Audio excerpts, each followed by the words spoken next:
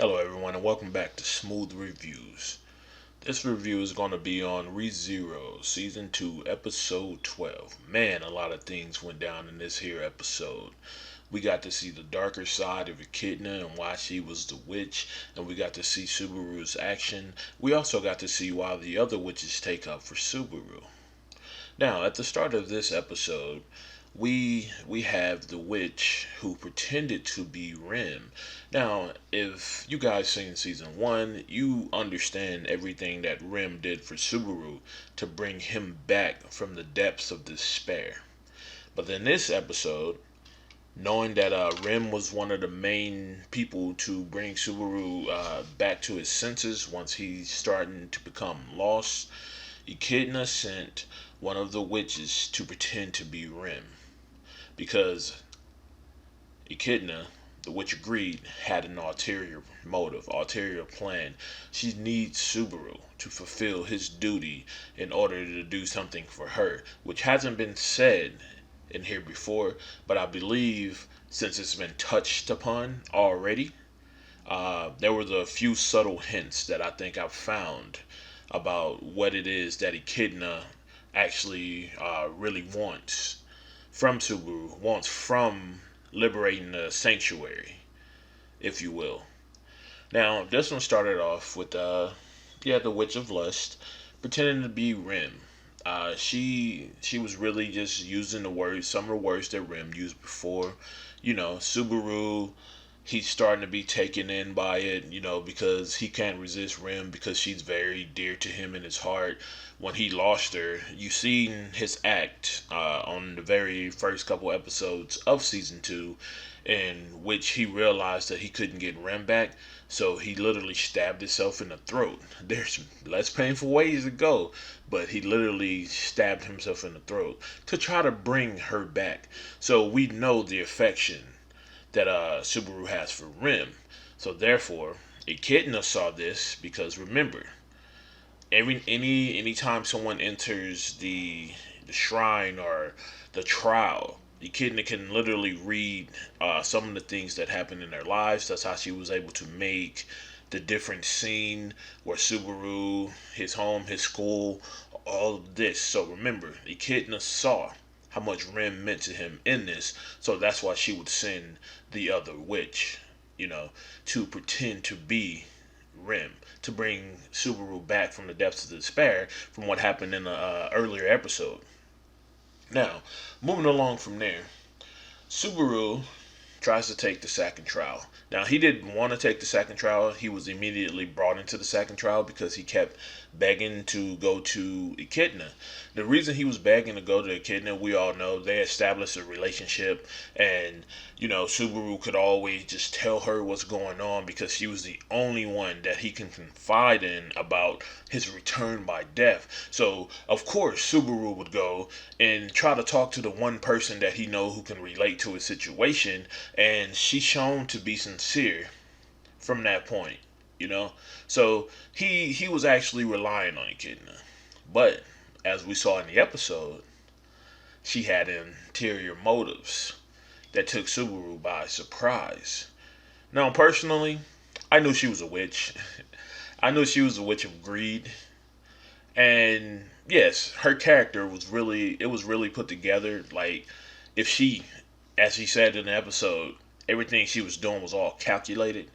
She calculated pretty freaking well. Echidna, I'm gonna salute you there. You're a beast at what you did there. But moving along, I don't want to drag that on too long. Subaru then finds out the real, the real Echidna. He finds who she really is, and when he looks at her, he gets immediately angry because upon noticing everything that was done or how he was confiding in her and talking to her, he he realized that he has been played for a fool. Been played for a fool so much that all the other witches came to his rescue. Now think about that for a second. These witches are supposed to be the big bad of the world that Subaru's in, but these witches actually came to him to save him from the contract that Echidna tried to do with him. You know, for an example, if we think about it for a second, just really look at the situation. Beatrice had a contract with Echidna as well, but she had 400 years of suffering because of that.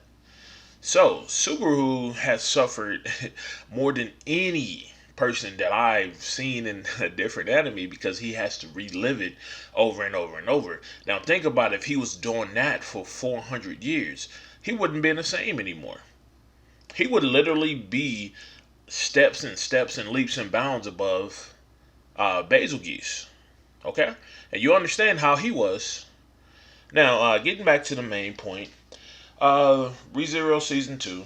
There's a lot happening here, and most of it is taking place in a witch's tea party. So we see all the other witches coming to combat for Subaru. Now, my question is this: why are the other witches going against Echidna for Subaru? Do they not like Echidna or her personality?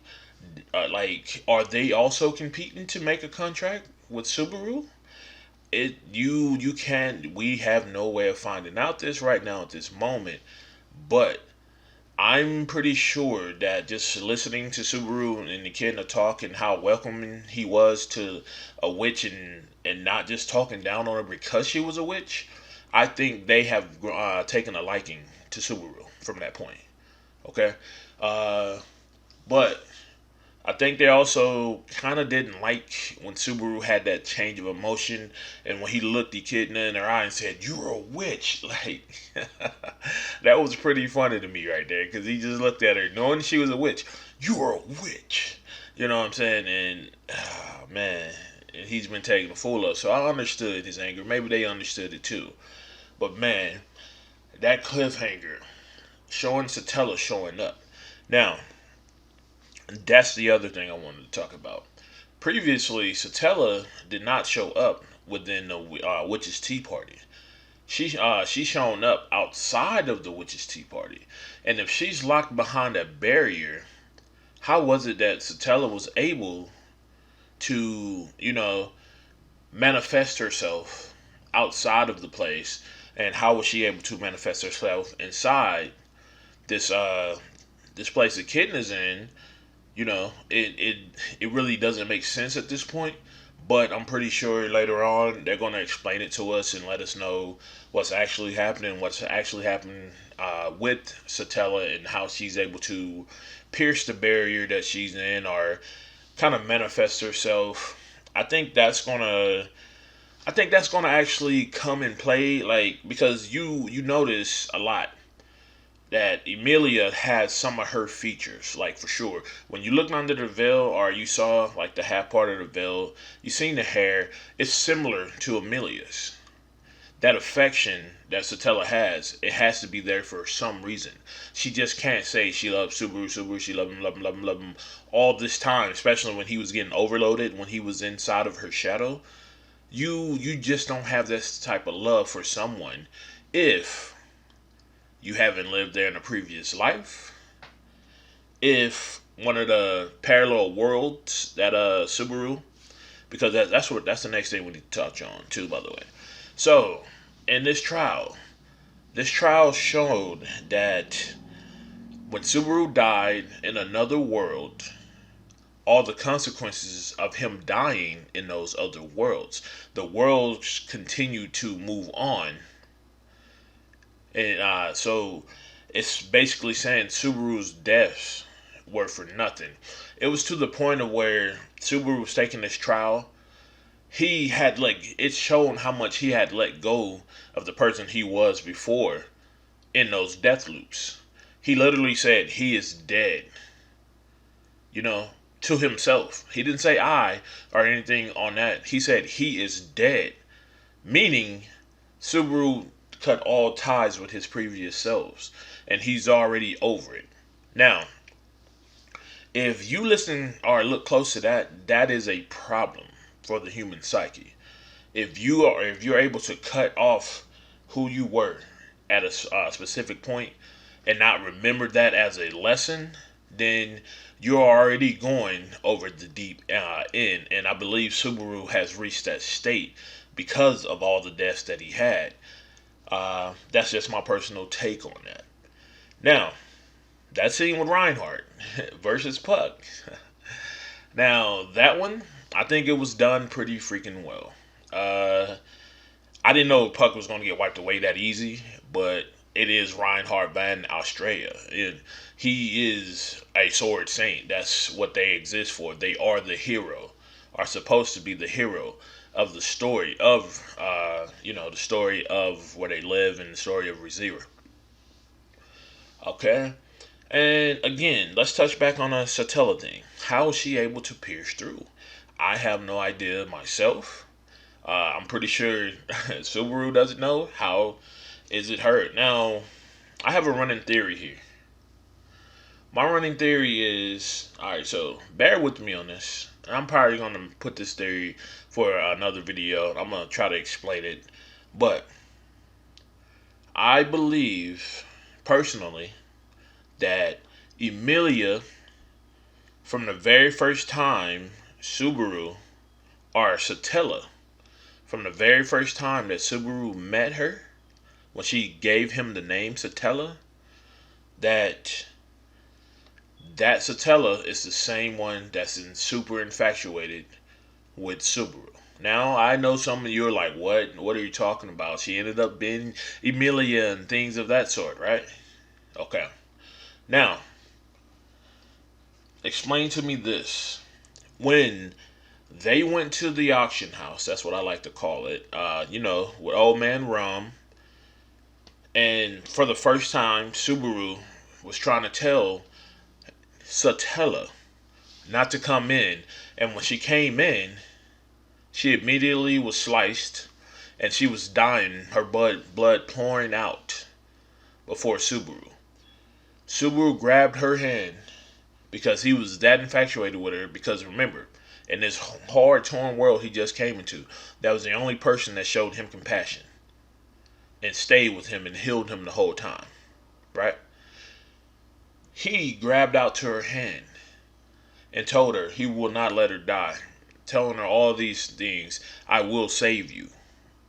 And boom, he restarts right there on the spot. Now, with that being said, I know it's a little too simple to be a theory and things of that sort, but these are my thoughts. If the trial just showed us that in the lives that Subaru died in, things still continue. Now, we don't know if that's true or not. Even the Echidna says she doesn't know if it's true or not. But it could be something that the witch actually sees, which is, Satella actually sees, or it could be some thoughts that Subaru already had in his mind rolling around.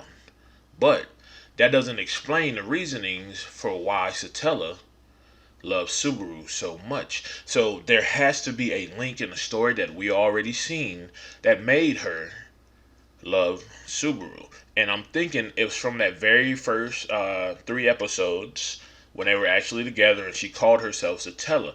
That could have been a parallel world. Because we're in a world where different times exist, different worlds exist. So how could that not be a parallel world? But that's enough on that theory there. Thank you for watching Smooth Reviews. This has been Rezero Season 2, Episode 12.